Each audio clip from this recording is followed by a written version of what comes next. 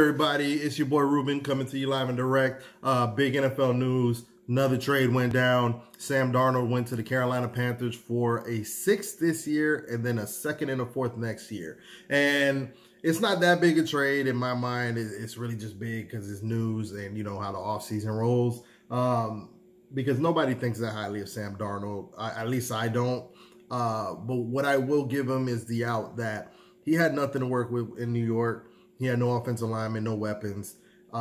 You know, and I've seen flashes. The kid has arm talent, but he's always turned the ball over a little too much for my liking.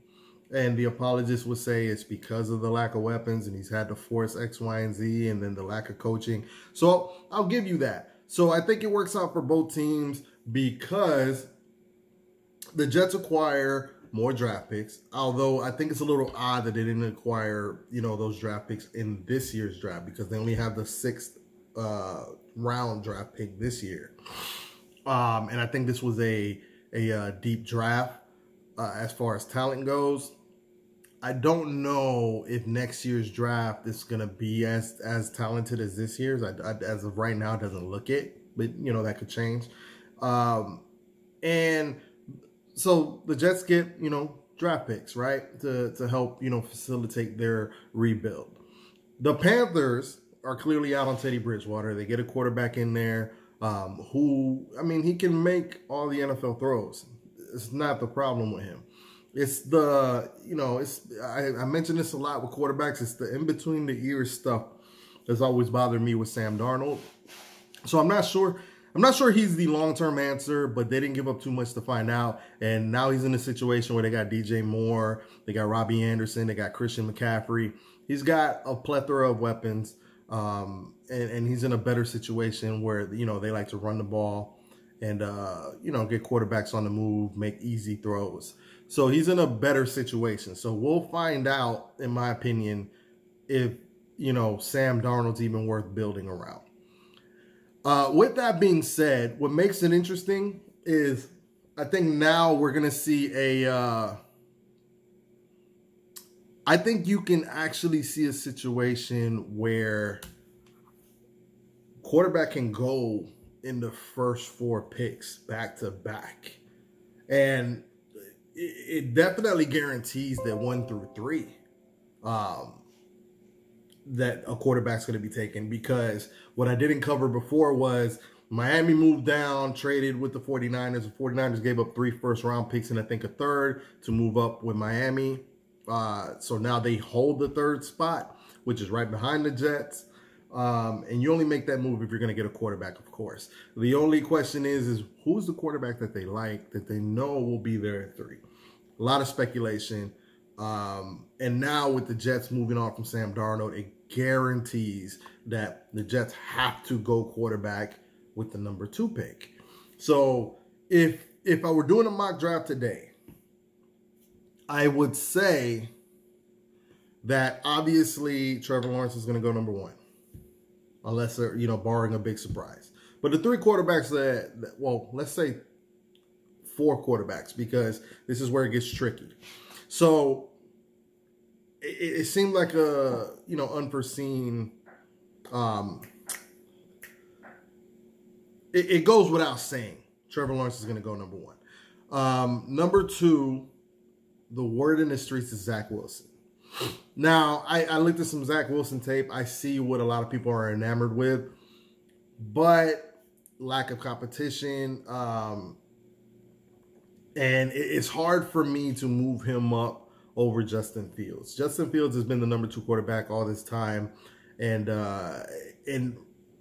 if Robert Saleh has any say, I kind of feel like Justin Fields would be the kind of guy, because he showed a lot of toughness. And Robert Saleh comes from a defensive background. He's going to want a tough kid. And Zach Wilson looks like he can make all the throws. I mean, when you turn the tape on of Zach Wilson, like it pops. He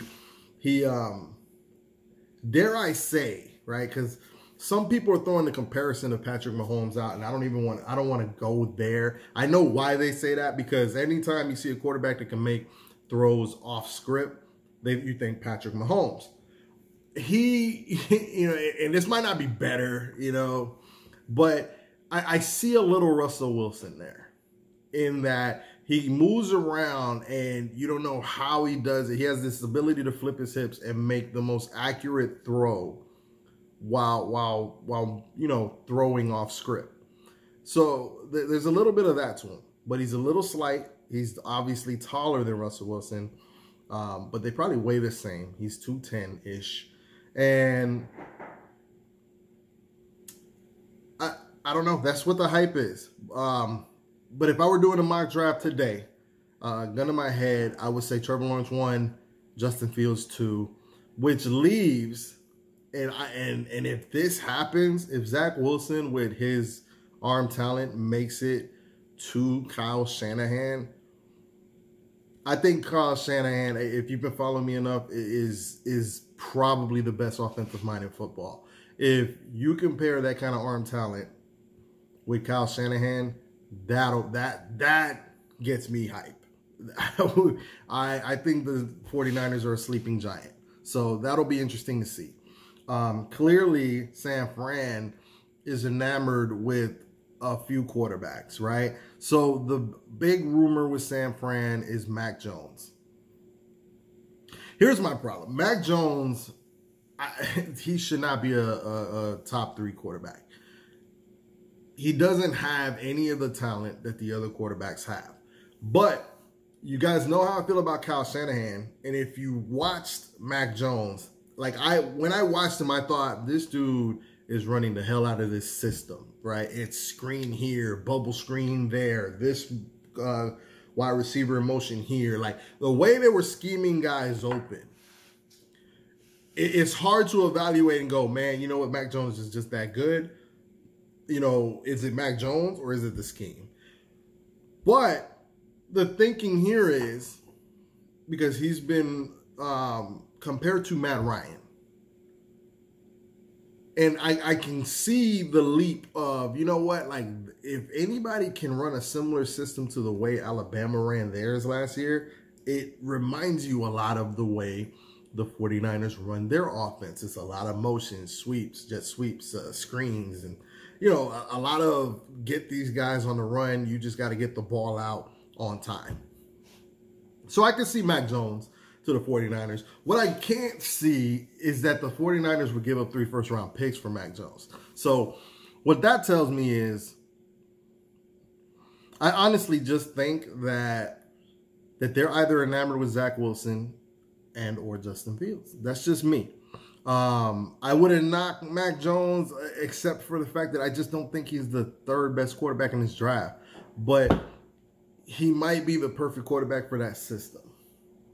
So those are my thoughts. The top 10 of this draft, it should shake out interestingly enough, because I'm wondering where you're going to see so many quarterbacks go early and so many teams reaching for quarterbacks that some real talent's going to slide. Like Atlanta's got to make a decision now. You know what I'm saying? Man, everybody's trying to move up for a quarterback. Do we trade out and let somebody else get a quarterback?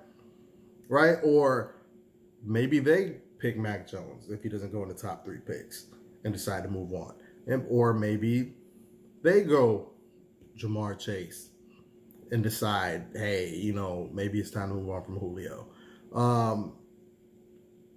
I'm just spitballing here. But Miami did move back into the top 6. So they did, when they moved down with the 49ers, I think they were at 12, and then they moved from 12 to 6 with the Eagles. And what that tells me is that they clearly want one of these premier outside threats. And the ones that come to mind, so they know that in the top 5, those are going to be majority quarterbacks. That tells me that they're probably looking at Jamar Chase or Devontae Adams. So, I don't know, man. And then Kyle Pitts just had a hell of a pro day. Tight end. He's my draft crush. So just to let y'all know, 6'6", ran a 4.40. big deal for Florida. He's a little slight, but we kind of think he's going to be the next big thing. We're talking, you know who he reminds me of? What is the tight end's name? Give me a second and I'll let y'all know.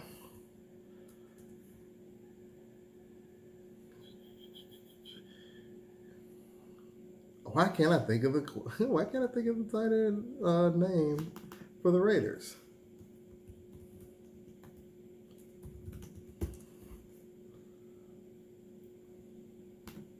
Y'all know the Raiders tight end that I'm talking about, man. Long story short, big, fast. He's going to be that deal. It'll come to me soon enough, I'm sure. So, you know, please forgive me, guys. I didn't mean to waste y'all time with the dead air or anything like that. Darren Waller, there it is. So he reminds me a lot of Darren Waller. Moves like Darren Waller, looks like a wide receiver, but plays tight end. I think he's going to be a big deal. So, you know, the problem with Miami, if they go that route, is they do have Mike Gesicki, who he's not going to be, obviously, Kyle Pitts, but he's a pretty good tight end, decent tight end.